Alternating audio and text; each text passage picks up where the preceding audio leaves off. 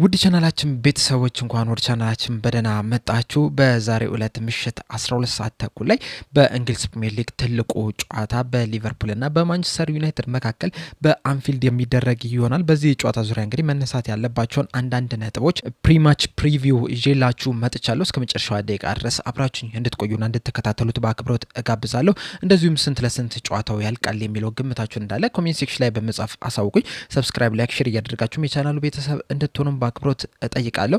አሁን በቀጥታ ወደ ጨዋታው የምንገባ ይሆናል። በዛሬው ዕለት ምሽት 12 ሰዓት ተኩል ላይ ቀድም እንደነገርኳችሁ እንግዲህ በአንፊልድ በሊቨርፑልና በማንቸስተር ዩናይትድ መካከል የሚደረግ ጨዋታ አለ። ይህ ጨዋታ እንግዲህ በሁለቱ ክለብ መካከል ሲደረግ ለ218ኛው ነው የሚሆነው። በዛሬው ዕለት የሚደረገው ጨዋታ በጣም ትልቅ ጨዋታ ነው። በጣም ሃይ ፕሬዠር ያለው ጨዋታ ነው። ሁለቱም ክለቦች ይህንን ጨዋታ የግድ ማሸነፍ መቻል አለባቸው። በተለይ ደግሞ የዚህ ሲዝን አቋማቸውን ወጥ ለማድረግ እንደዚሁም ደግሞ የተሻለ ቦታ ላይ ለመድረስ እንግዲህ ሁለቱም ቡድኖች የግድ ማሸነፍ ያለባቸው ጨዋታዎች ናቸው። በተለይ ደግሞ ሊቨርፑል ከማንቸስተር ዩናይትድ የበለጠ ጫና ውስጥ የገባ ይመስለኛል በተለያዩ ምክንያቶች። እነዚህን ምክንያቶች ስንመለከት እንግዲህ አንደኛው በተከታታይ 3 ጨዋታዎችን ከኢንተርናሽናል ብሬክ በፊት እንግዲህ መሸነፉ አይዘነጋም። በክሪስታል ፓላስ፣ ጋላታሳራይ እንደዚሁም በቼልሲ ማለት ነው። በእርግጥ 3ቱንም ጨዋታዎች ከሜዳው ውጪ ያደረጋቸው ናቸው። ነገር ግን ደግሞ ካለፈው ሲዝን አቋም አንጻር ስንመለከተው እንግዲህ ገና ከጅምሩ 3 ተከታታይ ጨዋታዎችን መሸነፉ እንግዲህ ጫና ውስጥ እንዲገባ አድርጉታል። እንደዚሁም እንግዲህ ሊቨርፑል በተከታታይ 4 ጨዋታዎችን ከተሸነፈ በጣም ረዥም ጊዜ የሆኑታልና ሌላ መጥፎ ታሪክ ከመመዝገብ እንግዲህ የዛሬውን ጨዋታ በማሸነፍ ወደ አሸናፊነት በመመለስ እንደዚሁም ደግሞ በተከታታይ 3 የተሸነፉን ጨዋታ እንግዲህ ወደ አሸናፊነት ለመቀልበስ እንግዲህ ይህ ጨዋታ ለሱ ወሳኝ ሚና ይጫወታል። ከዚህ በተጨማሪም በፕሪሚየር ሊጉ እንግዲህ 2 ጊዜ መሸነፉ አይዘነጋም በክሪስታል ፓላስና በቼልሲ በተከታታይ በተደረጉ ጨዋታዎች ማለት ነውና ይህም እንግዲህ ሌላ ጫና ውስጥ ይከቷል። በተለይ እንግዲህ ያለፈው ዓመት የፕሪሚየር ሊጉ አሸናፊ መሆኑ አይዘነጋም። በዘንድሮ ሲዝንም እንግዲህ የዋንጫው ተፎካካሪ ይሆናል ተብሎ ነው የሚጠበቀው። በተለይ ደግሞ የክረምት የዝውውር መስኮትን ከተመለከትን እንግዲህ የዘንድሮ ሲዝን የግድ ሊቨርፑል የዋንጫው ባለቤት መሆን አለበት የሚል እንግዲህ ጫና ውስጥ መግባቱ አይዘነጋምና የግድ ይህንን ጨዋታ ማሸነፍ መቻል አለበት። ከዚህ በተጨማሪም ደግሞ በትናንትናው ዕለት እንግዲህ አርሰናል ፉልሃምን 1-0 በሆነ ውጤት ማሸነፉ አይዘነጋምና አሁን ላይ እንግዲህ ከሊቨርፑል ጋር ያለውን የነጥብ ልዩነት ወደ 4 ማሳደግ ችሏል። ከዚህ በተጨማሪም ደግሞ ማንቸስተር ሲቲዎችም ትናንትና ኤቨርተንን በማሸነፍ እንግዲህ ሊቨርፑልን በመብለጥ 2ኛ ደረጃ ላይ ተቀምጧልና ካሁኑ ጨዋታዎች የሚሸነፍ ከሆነ በተለይ ዛሬውን ጨዋታ የሚሸነፍ ከሆነ እንግዲህ በማንቸስተር ሲቲ ይበለጣል። እንደዚሁም ደግሞ ከአርሰናል ጋር ያለው የነጥብ ልዩነት ራሱ ወደ 4 ይሰፋልና ገና ከወዲሁ ይህ ነጥብ ደግሞ እየሰፋ በሄደ ቁጥር እንግዲህ ዘንድሮ የፕሪሚየር ሊጉን ዋንጫ የማሸነፍ ነገሩ እንግዲህ በጣም እየቀነሰ ነው የሚመጣውና ያ ነገር እንዳይፈጠር እንግዲህ የግድ የዛሬን ጨዋታ ማሸነፍ መቻል አለበት።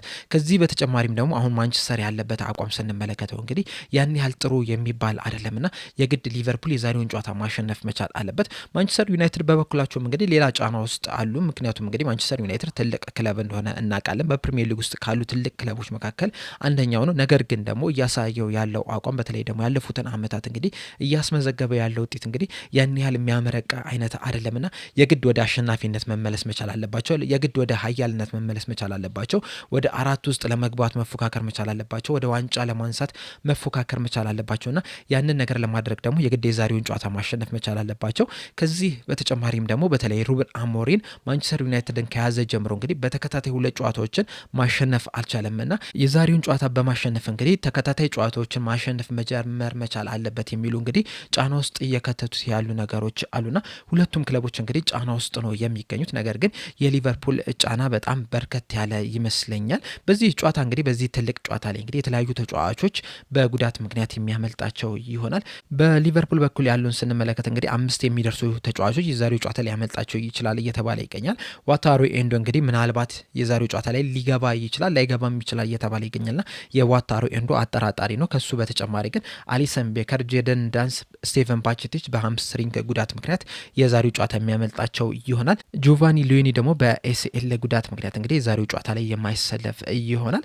በማንቸስተር ዩናይትድ በኩል ግን 3 ተጫዋቾች ብቻ ናቸው የዛሬው ጨዋታ የሚያመልጣቸው። ከ3ቱ ደግሞ 2ቱ ናቸው እንግዲህ ቋሚ አሰላለፍ ውስጥ የሚገቡት። አንደኛው ማዝራዊ ነው፣ ሌላኛው ደግሞ ማርቲኔዝ ነው። ማርቲኔዝ ወደ ትሬኒንግ ተመልሷል። ማዝራዊ ምናልባት የዛሬው በዛሬው ጨዋታ ላይ ኢንቮልቭ ሊያደርግ ይችላል። ዳውትፉል ነው እየተባለ የሚገኘው በቃ አርብ ዕለት በነበረው ጋዜጣዊ መግለጫ እንግዲህ ሩበን አሞሪም እንደተናገሩት ከሆነ ምናልባት በዛሬው ጨዋታ ላይ ኢንቮልቭ ሊያደርግ ይችላል የሚል ሀሳባቸውን ሰጥቷል።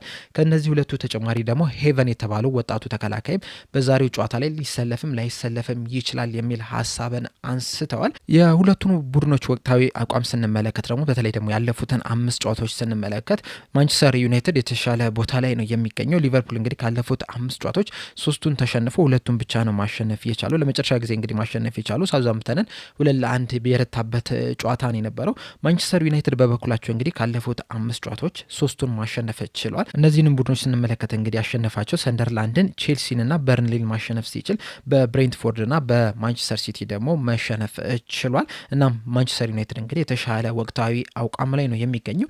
ነገር ግን ደግሞ የእርስ በርስ ግንኙነት ስንመለከት በተለይ ደግሞ የቅርብ ጊዜያት እንግዲህ ሊቨርፑል የተሻለ የማሸነፍ ንጽጻሪ አለው። ያለፉትን 5 ጨዋታዎች ስንመለከት እንግዲህ ሊቨርፑል 2ቱን ሲያሸንፍ 2ቱን አቻ ወጥተው አንዱን ደግሞ ማንቸስተር ዩናይትድ ማሸነፍ ይችላል። በእርግጥ ማንቸስተር ዩናይትድ ያሸነፈበት ጨዋታ እንግዲህ በኤፍኤ ካፕ ነበረ። በኤክስትራ ታይም እንግዲህ 4ኛው ጎል በማስቆጠር ሊቨርፑልን 4-3 ያሸነፉበት ጨዋታ አይዘነጋም። በዚህ በፕሪሚየር ሊጉ ብቻ ያደረጉትን ጨዋታ ስንመለከት ደግሞ ባለፉት 5 ጨዋታዎች ሊቨርፑል የተሻለ የማሸነፍ ንጽጻሪ አለው። በተመሳሳይ መልኩ 2ቱን ሲያሸንፉ 3ቱን ደግሞ አቻ በሆነ ውጤት ማጠናቀቅ ችሏል። በተለይ በእነዚህ 5 ጨዋታዎች ውስጥ እንግዲህ ሊቨርፑል 7-0 በአንፊልድ ያሸነፉበት ጨዋታ መጥቀስ ይገባናል። በ2023 ማርች 5 ላይ በተደረገው ጨዋታ እንግዲህ ሊቨርፑል እንደምናስታውሰው 7-0 በሆነ ውጤት ማንቸስተር ዩናይትድን መረምረም ችሏል። በዛ ጨዋታ ላይ እንግዲህ ኮዲ ጋክፖ፣ ዳርዊን ኑኒዝ እና መሐመድ ሳላ 2 ግቦች ሲያስቆጥሩ ቀሪዋን አንድ ጎል ደግሞ ፈርሚኒዮ ማስቆጠር ችሏል። በፕሪሚየር ሊጉ በአንፊልድ የተደረጉትን ጨዋታዎች ብቻ ብንመለከት ደግሞ ሊቨርፑል የተሻለ አሁንም የማሸነፍ ንጽጻሪ አለው። ካለፉት 15 ጨዋታዎች ሊቨርፑል 6ቱን ማሸነፍ ሲችል 6ቱን አቻ በሆነ ውጤት ማጠናቀቅ ችሏል። በ3ቱ ደግሞ ሊቨርፑል መሸነፍ ችሏል። ነገር ግን ሊቨርፑል ለመጨረሻ ጊዜ እንግዲህ በማንቸስተር ዩናይትድ በአንፊልድ የተሸነፈው 2016 ላይ ነው የነበረውና ላለፉት 9 ዓመታት ሊቨርፑሎች ምንም አይነት ጨዋታ በአንፊልድ አልተሸነፉም። ነገር ግን ደግሞ አብዛኞቹን ጨዋታዎች ደግሞ በአቻ ውጤት ነው ማጠናቀቅ የቻሉት። ከ2016 በኋላ ለመጨረሻ ጊዜ ሊቨርፑል ከተሸነፈበት ጨዋታ በኋላ ማለት ነው። የዛኔ እንግዲህ ማንቸስተር ዩናይትድ ሮኒ 78ኛው ደቂቃ ላይ ባስቆጠራት ግብ ነበር አሸናፊ ሆኖ መውጣት የቻለው። ከዛ በኋላ እንግዲህ ሊቨርፑል ማሸነፍ የቻለው 4ቱን ብቻ ነው። በቀሪዎቹ ግን አቻ በሆነ ውጤት ነው ማጠናቀቅ የቻሉት። ነገር ግን ደግሞ በእነዚህ ሊቨርፑል ባሸነፈባቸውን ጨዋታዎች ስንመለከት አንደኛው 7-0 ነው፣ ሌላኛው 4-0 ነው፣ 2-0፣ 3-1 እና በሰፊ የጎል ልዩነት ነው እንግዲህ ሊቨርፑል ማንቸስተር ዩናይትድን እያሸነፈ የሚገኘው። ለመጨረሻ ጊዜ ሲገናኙ በፕሪሚየር ሊጉ እንግዲህ ከሊቨርፑል ከማንቸስተር ዩናይትድ ጋር በአንፊልድ 2 አቻ በሆነ ውጤት ነበረ ማጠናቀቅ የቻሉት። ነገር ግን ጨዋታውን የምታስታውሱ ከሆነ ያንን ጨዋታ እንግዲህ ማንቸስተር ዩናይትድ በቀላሉ ሊያሸንፍ የሚችልበት እድል ነበረው። በዛ ጨዋታ ላይ ሊቨርፑል በጣም ተቸግረው የተመለከትንበት ነው የነበረው። በተለይ ደግሞ ሰከንድ ሃፍ ላይ ማንቸስተር ዩናይትድ የተሻለ መጫወት ችሎ ነበር። በጨዋታው ላይ እንግዲህ ማርቲኔዝ በ52ኛው ደቂቃ ላይ ባስቆጠራት ግን ማንቸስተር ዩናይትድ 1-0 መምራት ችሎ ነበረ። ከዛ በኋላ እንግዲህ ሊቨርፑል በኮዲ ጋክፖና በመሐመድ ሳላ 2 ግቦች 2-1 መምራት ችሏል። ከዛም በኋላ እንግዲህ አማድ 80ኛው ደቂቃ ላይ ባስቆጠራት ግን ማንቸስተር ዩናይትድ አቻ በሆነ ውጤት ሊጠናቀቅ ችሏል። ጨዋታው ላይ እንግዲህ ለየት ያለ ነገር የተመለከትነው ምንድነው ማንቸስተር ዩናይትድ በጣም ሊከላከል ነበር የገባውና ጥብቅ የመከላከል ስትራቴጂ ነበር ሲጠቀም የነበረው። ሊቨርፑል ደግሞ ያንን የመከላከል ስትራቴጂ እንግዲህ መስበር ሲቸገር ተመልክተናልና በ3-4-3 ነበር የገቡት ማንቸስተር ዩናይትዶች። ነገር ግን ሁለቱ ዊንግ ባክ ላይ የነበሩት ተጫዋቾች ወደ ኋላ በመሳብ እንግዲህ የማንቸስተር ዩናይትድን የተከላካይ ስፍራ ወደ 5 ሲያሳድጉት ነበርና ሊቨርፑል ደግሞ እንደዚህ አይነት ቡድኖችን ሲገጥም እንግዲህ ብዙ ጊዜ እየተቸገረ ነው የሚገኘውና ያም ጨዋታ እንግዲህ በተመሳሳይ መልኩ እንደዚህ አይነት ነገር ነው የነበረውና ሊቨርፑሎች ያን ያህል ትልቅ የሚባል ቻንስን ብዙ ክሬት ማድረግ አልቻሉ። በዛ ሰዓት ደግሞ የምታስታውስ ከሆነ ሊቨርፑል በጣም የተሻለ ቡድን ሆኖ ነበረ የቀረበውና እንደዛም ሆኖ ግን ማንቸስተር ዩናይትድን ማሸነፍ አልቻለም። እዚህ ላይ አንድ ማንሳት ያለብን ተጨማሪ ነገር ቢኖር ምንድን ነው ሊቨርፑል እንግዲህ ከማንቸስተር ዩናይትድ ጋር በሚያደርጋቸው ጨዋታዎች ላይ ማንቸስተር ዩናይትድ በጣም የወረደውን ማንቸስተር ዩናይትድ ቢመስል ራሱ ሊቨርፑሎች ለማሸነፍ በጣም ሲቸገሩ ተመልክተናል። ምናልባት እንግዲህ ሊቨርፑሎች ከሚገባው በላይ ክብር እየሰጧቸው ሊሆን ይችላል። በእርግጥ ሊቨርፑልና ማንቸስተር ዩናይትድ በጣም ትልቅ ተቀናቃይ ናቸው፣ ትልቅ ደርቢ ነው። ነገር ግን ደግሞ ሊቨርፑል ጥሩ በሆነበት ሰዓት ማንቸስተር ዩናይትድን በጣም አክብሮት ነው የሚገባው። በእርግጥ ሊቨርፑል ጥሩ ባልነበረበት ሰዓት ራሱ ማንቸስተር ዩናይትድ ሊቨርፑልን ለማሸነፍ ሲቸገር ተመልክተናል። ነገር ግን ደግሞ አምና በተለይ አሁን ሊቨርፑሎች ማንቸስተር ዩናይትድን በቀላሉ ማሸነፍ መቻል ነበረባቸው። ነገር ግን ያንን ነገር አልተመለከትንም። በዛሬው ጨዋታ ላይም እንግዲህ ተመሳሳይ ልክ እንደ አምናው አይነት ስትራቴጂ ሊጠቀሙ ይችላሉ ማንቸስተር ዩናይትዶች። እንደዚሁም ደግሞ በመጀመሪያው ጨዋታ በፕሪሚየር ሊግ ባደረጉት ከአርሰናል ጋር በተደረገው ጨዋታ ራሱ እንደዚህ አይነት ተመሳሳይ ነገር ነበረ ሲያደርጉ የነበሩት። ኳሱን ይለቁና ለአርሰናል ከዛ በኋላ ባገኙት አጋጣሚ ሁላ በካውንተር አታክ ለመሄድ ነበረ ጥረት ሲያደርጉ የነበሩና በዛሬው ጨዋታ ላይ እንግዲህ እንደዚህ አይነት ነገሮችን የምንመለከት ይመስለኛል። ኳሱን ለሊቨርፑል ለቀው ነገር ግን ደግሞ ጥቅጥቅ ብለው በመከላከል ከዛ ያገኟቸውን አጋጣሚዎች እንዳለ በሚንቦማና በኩኛ እየተጠቀሙ እንግዲህ በካውንተር አታክ ሊቨርፑልን ለማጥቃት ጥረት ያደርጋሉ ብዬ ነው የምጠብቀው። ሊቨርፑልም እንግዲህ በዚህ ሲዝን ብዙ ክፍተቶች አሉት መከላከል ላይ በተደጋጋሚ እንዳነሳ ነውና ማንቸስተር ዩናይትድ በትክክል ይህንን ካውንተር አታክ የሚተገብር ከሆነ ምናልባትም ዛሬ ሊቨርፑል ሊቸገር የሚችልበት እድል በጣም የሰፋ ነው የሚሆነው። ለሊቨርፑል ጥሩነቱ ደግሞ ምንድነው ማንቸስተር ዩናይትድ መሀሉ በጣም ክፍት ነውና ያንን ነገር ተጠቅሞ እንግዲህ ማንቸስተር ዩናይትድን በጣም ለማጥቃት መጣር መቻል አለበት ብዬ አስባለሁና በዛሬው ጨዋታ ላይ እንግዲህ በተለይ ፍሎሪያን ቪርትዝ በቋሚነት የሚጀምር ከሆነ የሱ ሚና በጣም ትልቅ ነው ብዬ ነው የማስበው። ምክንያቱም በዛሬው ጨዋታ ላይ ማንቸስተር ዩናይትድ ቢያንስ በመከላከሉ ደረጃ ላይ ጥቅጥቅ ብሎ ነው የሚጫወተውና ያንን የመስበር ግዴታ ያለበት እንግዲህ ፍሎሪያን ቪርትዝ ነው ብዬ ነው የማስበው። 10 ቁጥር ቦታ ላይ መጫወቱን ተከትሎ ማለት ነውና በጣም ትልቅ ስራ ይጠበቀዋልና በዛሬው ጨዋታ ላይ እንግዲህ ሊቨርፑል ያገኙትን አጋጣሚዎች እንዳለ መጠቀም መቻል አለባቸው። በእርግጥ ማንቸስተር ዩናይትድ መከላከሉ ላይ ጥቅጥቅ ብሎ ቢጫወትም ብዙ ተጫዋቾችን መከላከሉ ላይ ቢያስቀምጥም ነገር ግን ደግሞ በጣም ስህተትም ያለበት ቡድን ነው። የተለያዩ ጨዋታዎችን የዘንድሮ ያደረጉትን ጨዋታዎች ስንመለከት እንግዲህ በስህተት የተሞላ ቡድን እንደሆነ በእርግጠኝነት መናገር ይቻላል። በእርግጥ ሊቨርፑልም ስህተት የሚሰራ ቡድን ሆኖ ነው እየተመለከት ነው የምንገኘው።